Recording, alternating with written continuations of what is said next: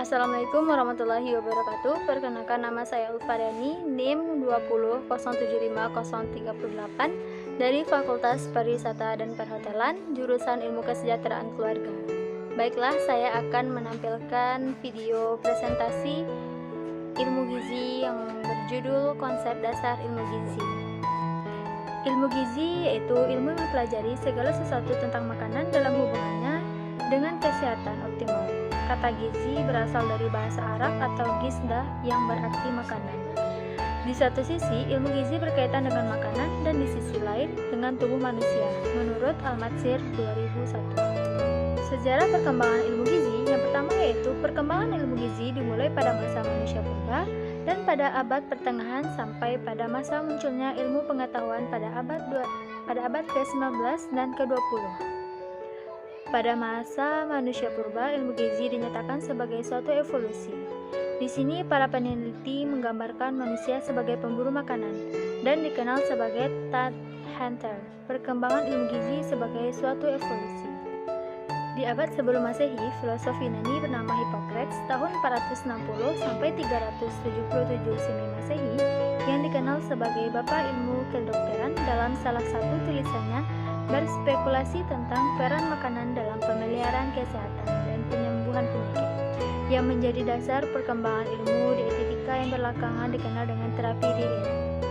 Pada abad ke-16, perkembangan doktrin bukan saja pemeliharaan kesehatan yang dapat dicapai dengan pengaturan makanan, tetapi kemudian berkembang juga tentang hubungan antara makanan dan panjang umur. Abad ke-17 dan ke-18 tercatat berbagai penemuan tentang sesuatu yang dimakan atau makanan yang berhubungan dengan kesehatan semakin banyak dan jelas, baik yang bersifat kebetulan maupun yang dirancang, yang kemudian mendorong beberapa ahli kesehatan waktu itu untuk melakukan berbagai percobaan. Pada abad ke-18, berbagai penemuan ilmiah dimulai, termasuk ilmu-ilmu yang mendasari ilmu gizi.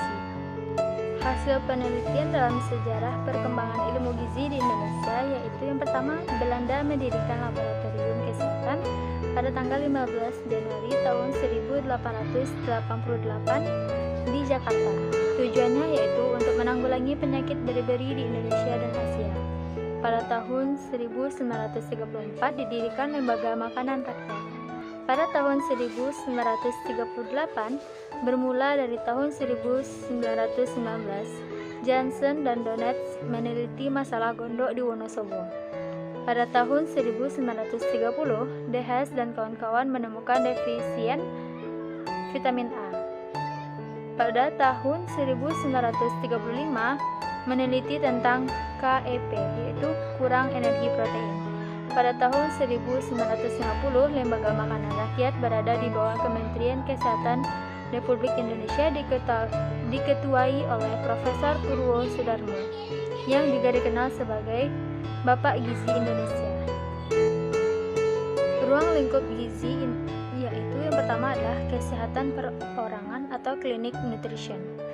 Gizi klinik lebih menitik beratkan pada kuratif daripada preventif dan promotifnya.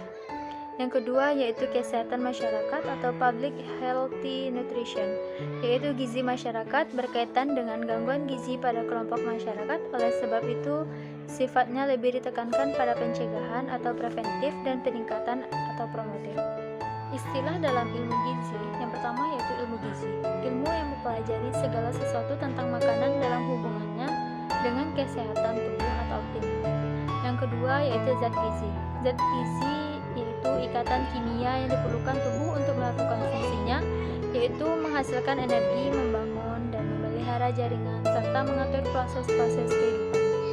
Yang ketiga yaitu gizi, suatu proses organisme menggunakan makanan yang dikonsumsi secara normal. Yang keempat yaitu pangan. Pangan yaitu istilah yang digunakan untuk semua bahan yang dapat dijadikan makanan. Yang kelima, bahan makanan. Bahan makanan adalah makanan dalam keadaan mentah. Yang keenam, status gizi, yaitu keadaan tubuh sebagai akibat konsumsi makanan dan penggunaan zat-zat gizi. Yang ketujuh yaitu makanan. Makanan adalah bahan selain obat yang mengandung zat-zat gizi atau unsur-unsur atau ikatan kimia yang dapat diubah menjadi zat gizi oleh tubuh, yang berguna bila dimasukkan ke dalam tubuh. Faktor yang mempengaruhi gizi salah satunya yaitu faktor langsung. Faktor langsung seperti konsumsi makanan.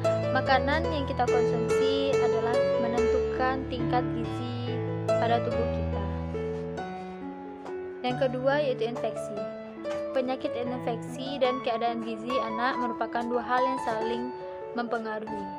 Dengan adanya infeksi, nafsu makan anak mulai menurun dan mengurangi konsumsi makanannya, sehingga berakibat berkurangnya zat gizi yang masuk ke dalam tubuh anak tersebut. Yang kedua yaitu faktor tidak langsung. Salah satunya tingkat pendapatan. Tingkat pendapatan seseorang sangat menentukan bahwa makanan yang akan dia beli. Pendapatan merupakan faktor yang penting untuk menentukan kualitas dan kuantitas makanan. Maka sangat erat hubungannya dengan gizi seseorang tersebut. Yang kedua yaitu pengetahuan gizi. Pentingnya pengetahuan tentang gizi.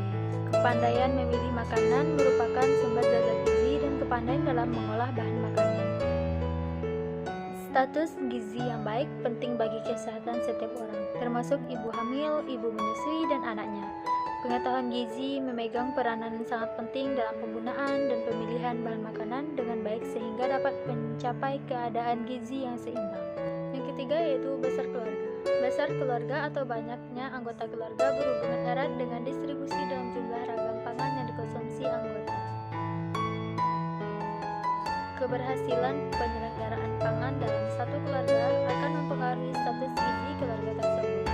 Besarnya keluarga akan menentukan besar jumlah makanan yang dikonsumsi untuk tiap anggota keluarga. Semakin besar jumlah anggota keluarga, maka semakin sedikit jumlah asupan gizi atau makanan yang didapatkan oleh masing-masing anggota keluarga dalam jumlah penyediaan makanan yang sama. Selanjutnya, angka kecukupan gizi.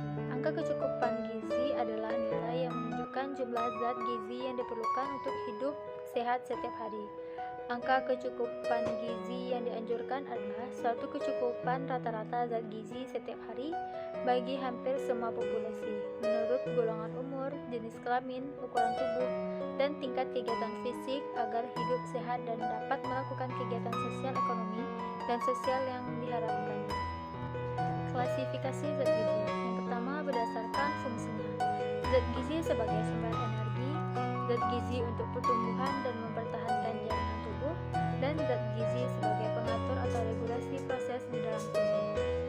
Yang kedua berdasarkan jumlahnya, yaitu zat gizi makro, zat gizi yang dibutuhkan dalam jumlah besar dalam satuan gram, dan zat gizi mikro yang dibutuhkan dalam jumlah kecil atau sedikit tapi ada di dalam tubuh. Yang ketiga berdasarkan sumbernya. Berdasarkan sumbernya terbagi dua, yaitu nabati dan hewani. Baiklah, hanya itu yang dapat saya sampaikan. Mohon maaf jika ada kesalahan. Assalamualaikum warahmatullahi wabarakatuh. Thanks for watching.